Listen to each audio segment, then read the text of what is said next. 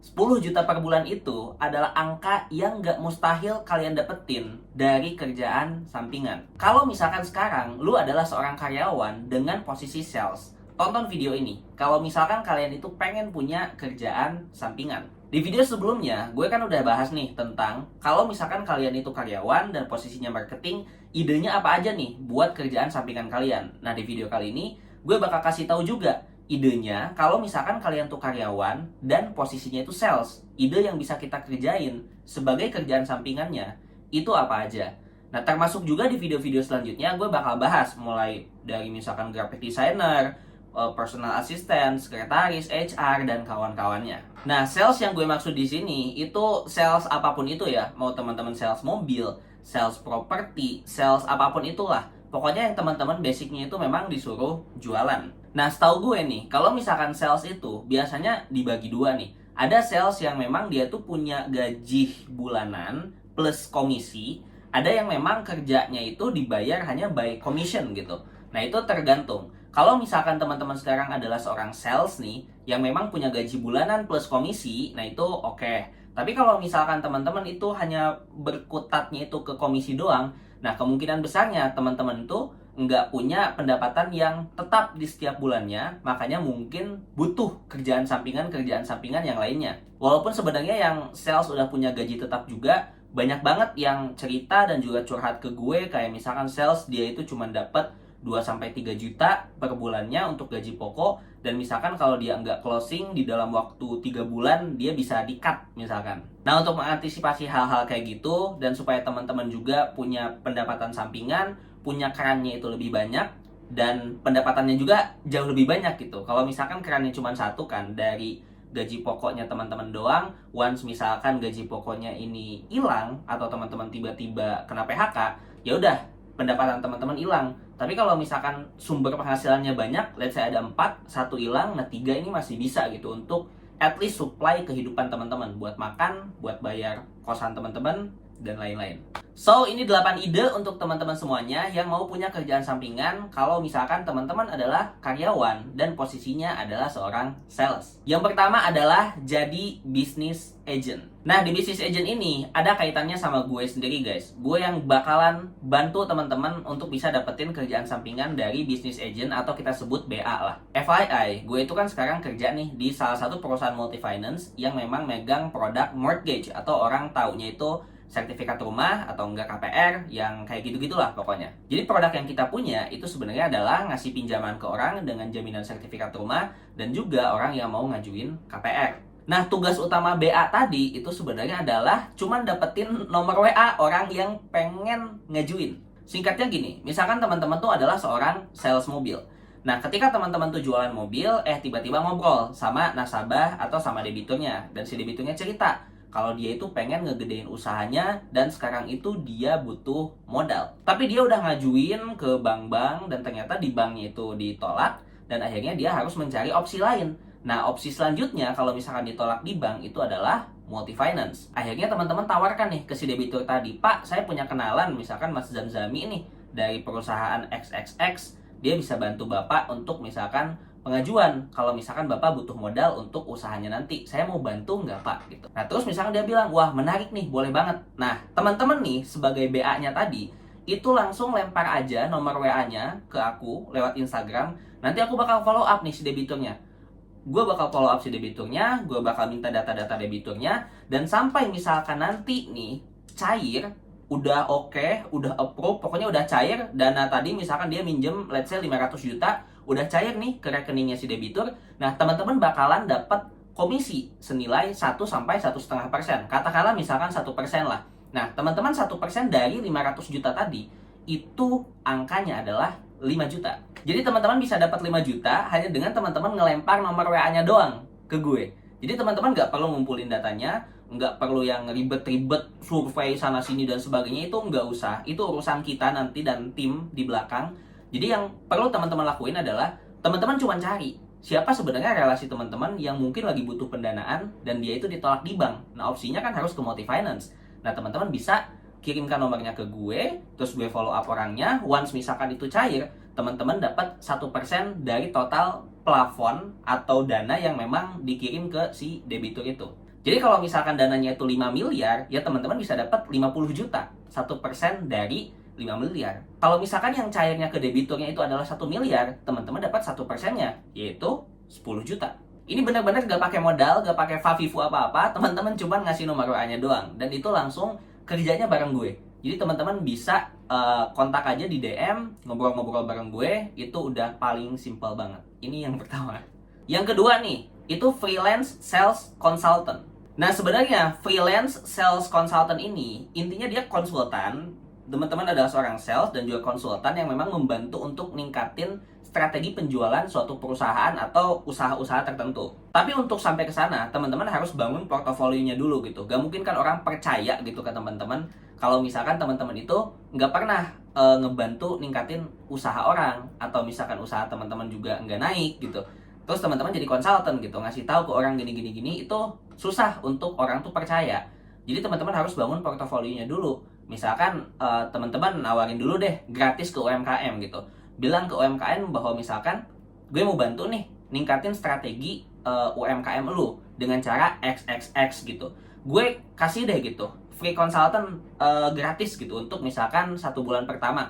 Kalau misalkan 1 bulan pertama ternyata usahanya memang naik dengan strategi yang dia kasih, nah di 2 bulan 3 bulan berikutnya lu bayar ke gue, gimana gitu. Nah yang kayak gitu-gitu itu bisa teman-teman coba dan bisa jadi portofolionya juga. Karena kalau misalkan dia nggak mau nih bayar ke teman-teman gitu, atau misalkan dia itu setelah gratis terus habis itu tuh usahanya nggak naik, dan at least kan dia nggak mau nih di 2 bulan 3 bulannya bayar ke teman-teman, ya udah gitu, nothing tulus buat si ownernya dan juga buat teman-teman. Nah itu bisa dilakukan juga oleh teman-teman di platform-platform freelancer ya, kayak misalkan ada Upwork, terus juga ada Fastwork dan kawan-kawannya, atau misalkan di platform yang e-commerce buat freelancer juga kayak misalkan Clicky, link.id, Trebelio dan kawan-kawannya, itu teman-teman bisa juga tawarin di sana. Yang ketiga, affiliate marketing. Nah, affiliate marketing ini tuh sebenarnya hal yang sangat-sangat simple. Gue juga kemarin kasih ide untuk teman-teman yang marketing juga untuk ngelakuin affiliate marketing. Karena pada dasarnya affiliate marketing ini jualan yang kita itu gak perlu punya produknya. Jadi ini tuh sebenarnya enak banget. Kalau kita kan jualan produk, itu harus ada produknya gitu. Kita harus nge-stock, kita harus packing dan sebagainya. Yang perlu kita lakukan di affiliate marketing ini, let's say affiliate marketingnya di Shopee deh gitu. Nah, ketika teman-teman affiliate marketing di Shopee, yang perlu teman-teman lakukan hanyalah nge-share linknya. Entah itu di sosmed, terus juga di TikTok, dan kawan-kawannya lah gitu. Teman-teman bisa nge-share link-link itu. Nah, dari link-link itu yang misalkan ada check out, teman-teman bakalan dapat komisinya. Dan itu benar-benar tanpa modal. Modalnya itu sebenarnya cuma satu, yaitu waktu untuk teman-teman bikin konten. Itu aja. Yang lebih enaknya lagi sebenarnya kalau teman-teman udah punya niche-nya tertentu. Misalkan teman-teman ada seorang content creator yang fokusnya itu fashion, nah bisa jualan fashion nih. Atau misalkan teman-teman adalah seorang sales nih, dan salesnya itu sales mobil. Nah teman-teman bisa jualan spare part mobil gitu lewat Instagram teman-teman. Jadi kan brandingnya itu emang udah kebentuk. Jadi jualan produk-produk mobil dengan posisi teman-teman adalah seorang sales mobil itu jauh proven dibandingkan teman-teman seorang sales mobil jualannya tuh jualan baju gitu. Selanjutnya adalah freelance lead generation specialist. Nah, lead generation ini simpelnya nih, teman-teman tuh nyari data aja sebenarnya. Nyari data-data orang-orang yang tertarik, nyari data-data orang yang mau beli dan sebagainya, itu bisa lewat LinkedIn atau database-database tertentu. Nah, dari data-data tadi itu dikasih ke perusahaan-perusahaan atau orang-orang yang membutuhkan data tersebut untuk bisa demonetize. Contoh kecilnya nih, let's say kita kembali lagi ke gue. Teman-teman bisa ngumpulin nih data-data orang yang misalkan pengen pengajuan, punya data, ada 100 data, ada 100 nomor gitu. Nah, dari 100 nomor itu dikasih aja ke gue. Nah, dari data tadi itu yang bisa demonetize misalkan hanya ada 10, ya udah berarti 10 itulah yang misalkan bakalan gue bayar. Contoh kecilnya gitu. Nah, di sini tuh sebenarnya teman-teman bisa pakai tools-tools tertentu, misalkan kayak pakai Sales Navigator atau kayak misalkan CRM untuk bisa ngelihat potensinya tuh seperti apa, dan efisiensi sama efektivitas konsumen-konsumen yang bakalan datangnya itu nanti kayak gimana. Selanjutnya, online course instructor. Nah sebenarnya nih, di posisi apapun itu, profesi apapun teman-teman sebagai seorang karyawan, online course ini bisa teman-teman lakuin kok. Kayak misalkan teman-teman ngajar aja, teman-teman bisa graphic design, ngajar desain, teman-teman bisa sales, ngajar sales. Tapi again, butuh yang namanya proven, butuh yang namanya proof of work, atau butuh portofolio, butuh bukti lah apa yang udah teman-teman lakukan di bidang teman-teman. Let's say teman-teman mau ngajar orang buat bikin konten gitu. Kan nggak bisa kalau misalnya teman-teman aja belum pernah bikin konten. Teman-teman mau ngajarin orang jualan, ngajarin jualan properti. Tapi ternyata teman-teman itu juga belum pernah jualan properti, belum pernah closing properti. Nah, gimana orang bisa percaya? Jadi make sure dulu yang pertama, teman-teman tuh punya portofolio. Nah, setelah teman-teman punya portofolio, baru ke next step-nya, yaitu ilmu apa sebenarnya yang teman-teman kuasai dari si portofolio itu. Contoh misalkan teman-teman jago jualan rumah misalkan. Nah, ketika teman-teman jago jualan rumah, itu berarti kan ada beberapa skill yang teman-teman bisa. Contoh komunikasi, contohnya skill selling, contohnya marketing. Nah, dari semua skill-skill tadi yang teman-teman bisa, apa nih yang paling jago? Let's say teman-teman jagonya itu adalah salesnya gitu, sellingnya gitu. Dan khusus untuk produk rumah dengan harga 500 sampai 1M misal. Nah, teman-teman bisa spesifikin ke sana. Sehingga orang tuh bisa ngelihat bahwa kapasitasnya teman-teman itu memang mumpuni di sana. Gitu. Selanjutnya adalah real estate agent atau orang biasa kenalnya dengan agent property. Nah, sebenarnya untuk agent property ini teman-teman harus langsung menghubungin penyewanya atau enggak teman-teman mungkin ke agent-agent property gitu daftar untuk jadi agent propertinya lah gitu. Jadi kalau misalkan teman-teman itu basicnya agent property yang bisa teman-teman lakukan kan adalah membantu agentnya ini menjual rumah atau membantu pemilik rumahnya untuk juga menjual rumah atau misalkan menyewa rumah. Nah, dari sana itu teman-teman biasanya bakalan dapat komisi. Tapi kalau misalkan nih yang lebih gedenya lagi, teman-teman tuh gabung lah, let's say ke salah satu agent properti terkenal gitu. Nah, ketika teman-teman gabung, itu biasanya teman-teman bisa dapat komisi. Komisi yang pertama adalah teman-teman tuh bisa dapat komisinya dari developernya karena teman-teman udah bantu jualin unitnya tadi. Nah, yang kedua, kalau misalkan dia itu belinya secara KPR, teman-teman juga bakalan dapat bonus itu dari bank atau dari multi-finance yang memang melakukan pembiayaan terhadap rumah tersebut.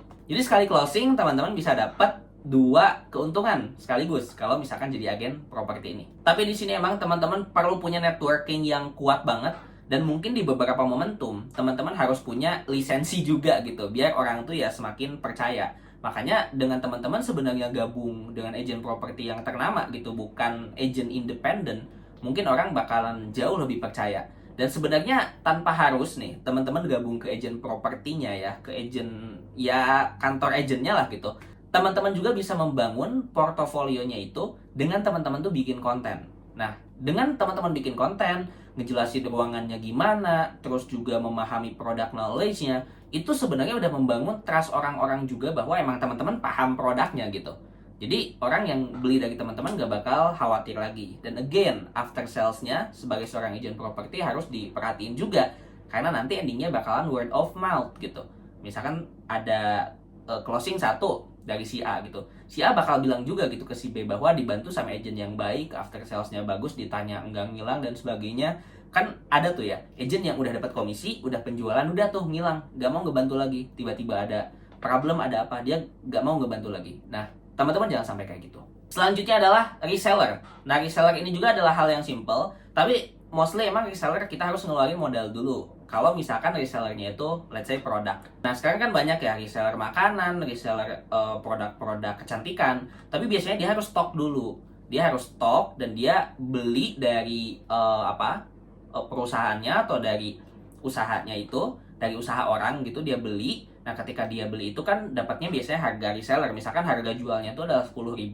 Nah, kalau harga untuk reseller itu cuma 8.000 doang. Terus dia itu jual di tempat dia misalnya 10.000 atau 3.000 ya dapat keuntungan 3.000 rupiah gitu. Jadi dari sana itu sebenarnya udah kelihatan bahwa kalau misalkan kita reseller itu sama aja kayak kita jualan dan ngambil barangnya dari orang. Simpelnya itu. Cuman emang minusnya harus pakai modal dulu.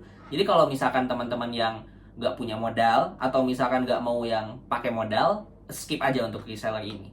Dan yang terakhir adalah event sales coordinator. Nah, kalau event sales coordinator ini sebenarnya harus chip in ya, harus chip in dengan komunitas-komunitas tertentu atau tiketing-tiketing tertentu yang memang suka ngadain acara-acara. Jadi di sana tuh yang bisa teman-teman bantu adalah ngejual tiketnya, terus juga nyari sponsorshipnya, biasanya di range-range itu. Nah, dari misalkan penjualan tiket yang udah teman-teman lakukan, entah itu pakai kode referralnya teman-teman atau pakai sistemnya teman-teman, gimana pun itu nanti, biasanya dapat komisi. Begitupun kalau misalkan ada sponsorship yang masuk dan itu bekas dealingnya dari teman-teman, nah itu teman-teman bisa dapat komisi juga. Jadi di sini sebenarnya harus udah punya personal brandingnya yang kuat banget sih kalau untuk event sales coordinator ini. Let's say kalau teman-teman itu suka konser, nah suka ikut konser terus-terusan gitu, dan suka diupload juga di sosmed, nah orang kan bakal ngeliat, wah ini orang memang suka konser, jadi ketika dia itu jualan tiket, itu udah terpercaya banget gitu. Nah paling segitu dulu untuk ide-ide yang aku bisa sharing ke teman-teman semuanya. Kalau misalkan ada ide lain, boleh komentar aja langsung di bawah. And kalau misalnya teman-teman udah praktekin, jangan lupa komentar di bawah juga. Dan gue bisa garanti lah kalau misalnya teman-teman ngerjainnya bener-bener, ide-ide ini, itu 10 juta per bulan tuh adalah hal yang bener-bener nggak mustahil. Jadi bener-bener bakalan teman dapetin.